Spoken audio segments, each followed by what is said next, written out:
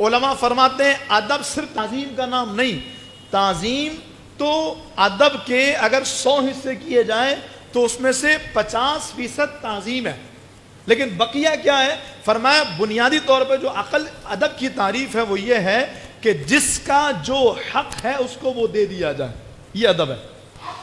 آپ مجھے بتائیے بچوں کے ساتھ ادب سے پیش آئیں، کیا ہے ادب؟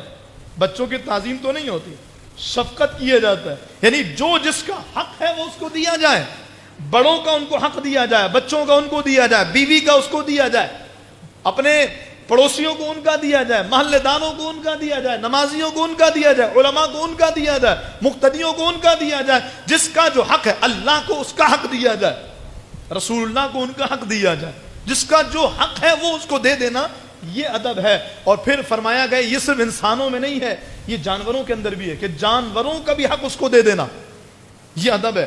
مولانا روم رحمہ اللہ کے بارے میں آتا ہے کہ آپ ایک مرتبہ اپنے شاگردوں اور مریدین کے ساتھ تشریف لے جا رہے تھے، تو ایک راستے میں بہت سارا پانی پڑا تھا، کیچڑ بھی تھی، تو راستہ کہیں سے نہیں تھا، ایک جگہ تھوڑی سی خالی تھی، لیکن وہاں پر ایک کتا سو رہا تھا۔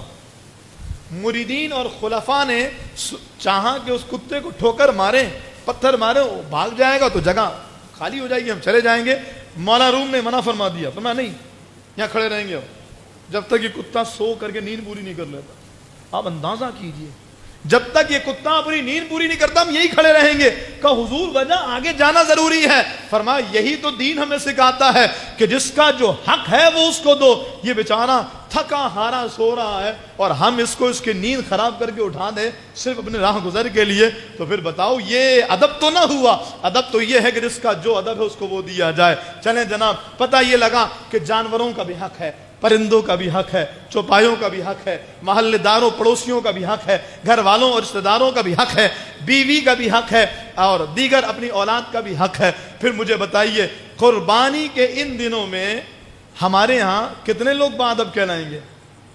جنہوں نے گلیاں بلاک کر رکھی ہیں، وہ جنہوں نے اپنے جانوروں کے لیے بہت ساری بالو مٹی ڈال کر کے پوری گلی کو کیچڑ بنا دیا بارشوں کی وجہ کر، چلنا دوبر ہو گیا ہے، ان کی وجہ کر گٹر لائن جام ہو رہی ہے، کوئی پوچھنے والا نہیں۔ یہ تو ادب تھا محلے کا، یہ تو محلے کا ادب تھا کہ آپ اپنے محلے کے ان تمام تر معاملات میں شریک ہوتے اور کسی طرح کے نقصان کا باعث نہیں بنتے، آنے جانے والوں کے رستہ بلاک نہیں کرتے۔ جانور کا ادب کیا تھا، اللہ اکبر۔